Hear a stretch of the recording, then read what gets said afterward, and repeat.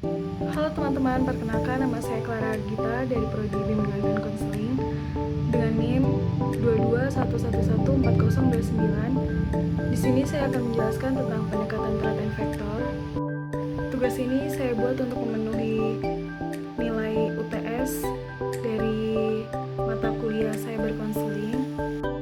Saya memilih pendekatan threat and vector dalam Cyber Counseling karena pendekatan ini sangat membantu individu untuk mencari karir atau pekerjaan yang diminati.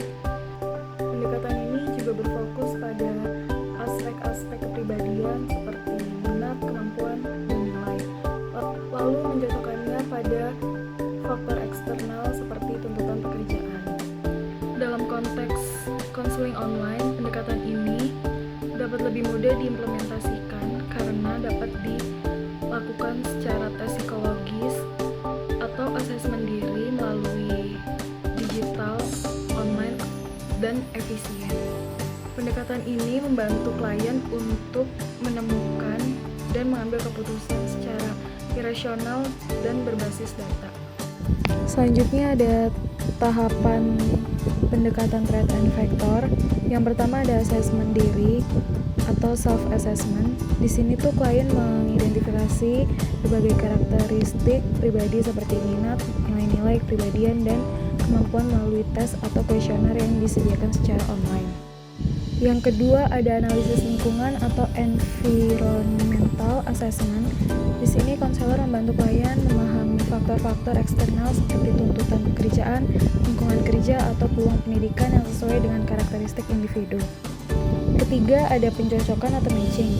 Di sini konselor mencocokkan hasil asesmen karakteristik pribadi klien dengan faktor-faktor lingkungan seperti pekerjaan yang sesuai atau jalur karir yang tepat. Proses ini dilakukan secara kolaboratif dan hasilnya dikomunikasikan secara jelas kepada klien. Yang keempat ada perencanaan karir atau career planning. Di sini konselor bekerja sama dengan klien untuk merumuskan rencana tindakan yang konkret berdasarkan hasil pencocokan, termasuk juga pengembangan keterampilan atau pelatihan yang diperlukan. Yang terakhir ada tindak lanjut atau follow up. Di sini konselor melakukan evaluasi berkala untuk menilai kemajuan klien dan menyesuaikan rencana jika diperlukan. Kelebihan dari pendekatan threat and vector yang pertama itu memudahkan klien untuk memahami langkah-langkah yang harus diambil dalam pemilihan minat dan karir. Pendekatan ini juga dapat dilakukan di mana saja secara online. Lalu ada kelemahan dari pendekatan threat and vector. Yang pertama adalah kurang fleksibel dan terlalu fokus pada data dan pemikiran irasional.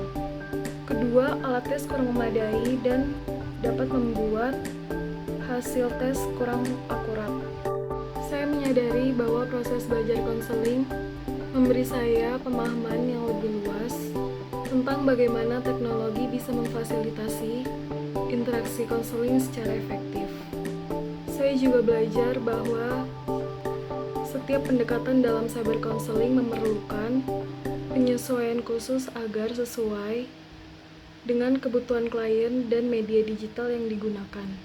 Saya merasa bahwa dengan terus mendalami cyber counseling, saya dapat lebih siap untuk menghadapi tantangan dalam dunia konseling yang berbasis teknologi.